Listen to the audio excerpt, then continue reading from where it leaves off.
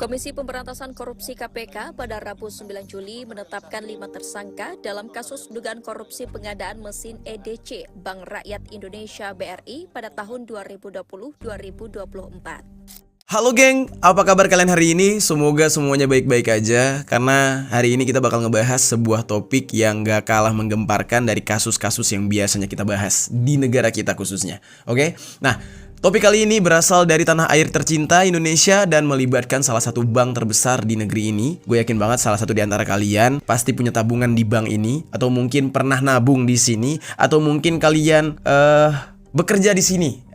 Salam semua ya buat teman-teman yang berhubungan dengan bank yang satu ini. Sebelumnya gue pengen disclaimer dulu, pembahasan ini tidak bermaksud untuk menyudutkan siapapun, pihak manapun, atau melanggar hukum ya. Jadi ini murni gue merangkum sebuah berita, gue sampaikan lagi ya kepada viewers Kamar Jerry tentang kejadian ini. Jadi ini adalah sebuah kasus yang melibatkan Bank BRI alias Bank Rakyat Indonesia. Nah, kenapa bisa dikatakan ini adalah sebuah berita yang menggemparkan? Karena ini menyangkut kasus korupsi yang liciknya ya, itu bersembunyi di balik teknologi yang katanya bikin transaksi makin mudah, yaitu mesin EDC alias EDC alias Electronic Data Capture.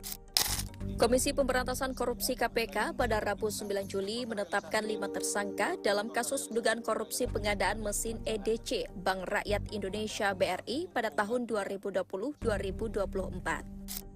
Nah, geng, korupsi yang biasanya kita dengar itu soal anggaran proyek, manipulasi laporan keuangan, atau sogokan antar pejabat, uang suap gitu ya. Nah, tapi kali ini beda. Jadi diduga ada oknum-oknum tertentu yang menyalahgunakan mesin EDC di lingkungan Bank BRI untuk kepentingan mereka pribadi. Akibat dari kasus ini, sudah ditetapkan 5 orang tersangka alias pelakunya. Nah, mereka ini bukan cuma mencuri uang, geng, tapi juga memanipulasi sistem perbankan yang seharusnya dipercaya oleh jutaan umat, jutaan rakyat Indonesia. Nah, kenapa ini penting untuk kita bahas ya? Kalian semua juga pasti yang punya tabungan itu ya pasti pernah merasakan manfaat dari mesin EDC ini. Kalau sampai disalahgunakan, itu sama saja seperti merusak kepercayaan publik terhadap sistem keuangan yang selama ini dianggap aman. Dan pertanyaannya sekarang, gimana bisa korupsi sebesar ini lolos dari pengawasan? Apakah tidak ada audit internal yang mendeteksi? Atau justru ada pembiaran dari oknum di balik layar? Nah, di video kali ini kita bakal kupas tuntas siapa yang diuntungkan dan siapa yang dirugikan dan latar belakang pelakunya.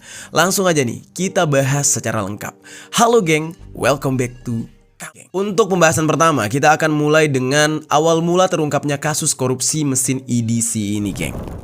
Jadi geng, mereka ini bukan orang sembarangan, punya posisi penting dan akses besar ke anggaran miliaran rupiah dari tabungan kalian semua. Pelaku-pelaku yang saat ini ditetapkan